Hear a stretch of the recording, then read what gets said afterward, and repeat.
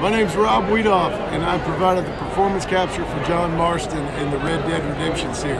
You're watching Quinn Noble on YouTube. And I need to let you know, I left the gang after the gang left me.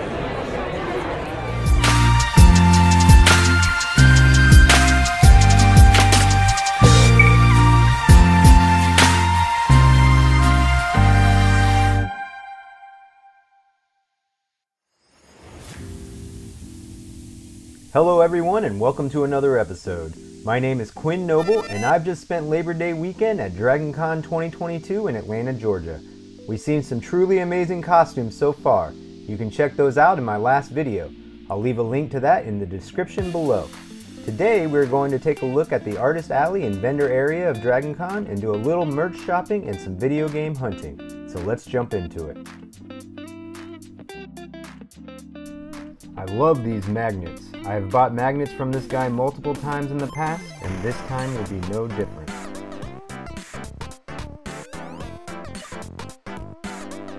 Scorch Design Company was one of my favorite stops this year.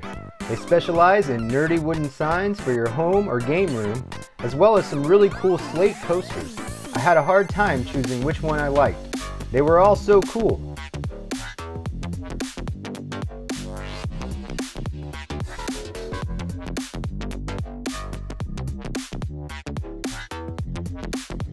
These shadow boxes are really nice. I saw one I wanted Saturday and came back to get it Monday and it was gone. Lesson learned. At DragonCon, if you snooze, you lose.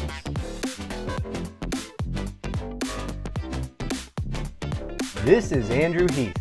He is by far one of the best artists DragonCon has to offer. I have several of his prints displayed in my game room, but there is always room for more. A few prints I own have since been retired. He always has something new and fresh. I make it a point to stop by his booth every year at DragonCon.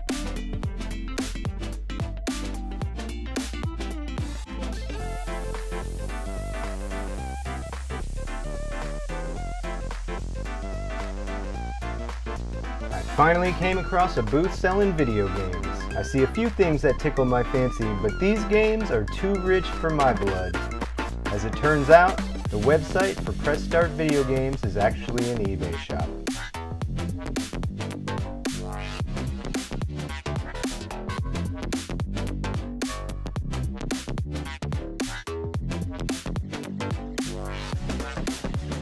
This artist had some really cool prints that looked like vintage maps. I really wanted to get this map of Hyrule. The detail is so amazing.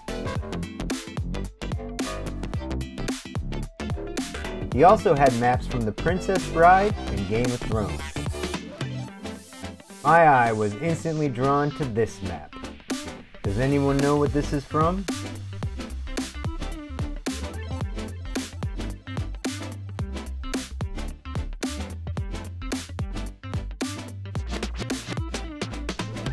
This is Bricker Builds.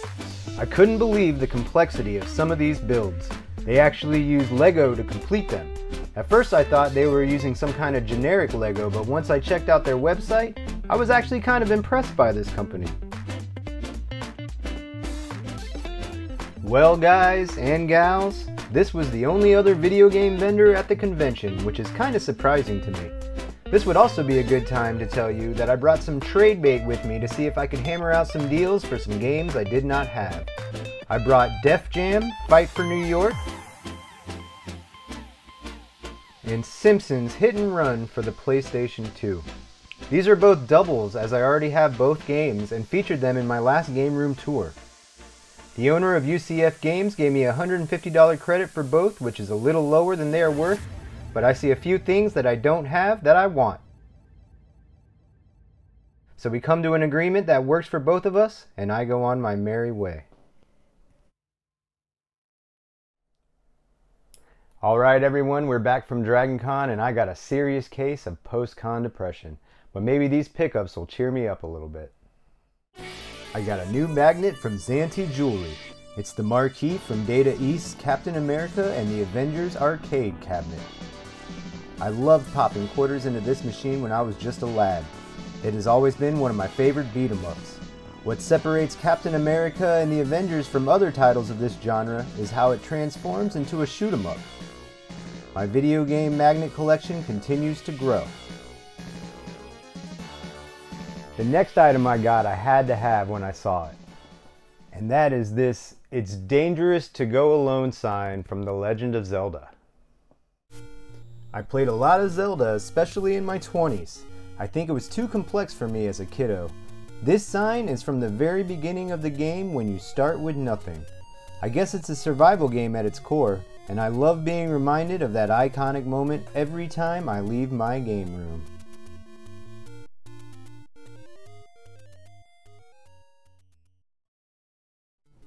I also picked up this Castlevania Slate coaster from the same vendor.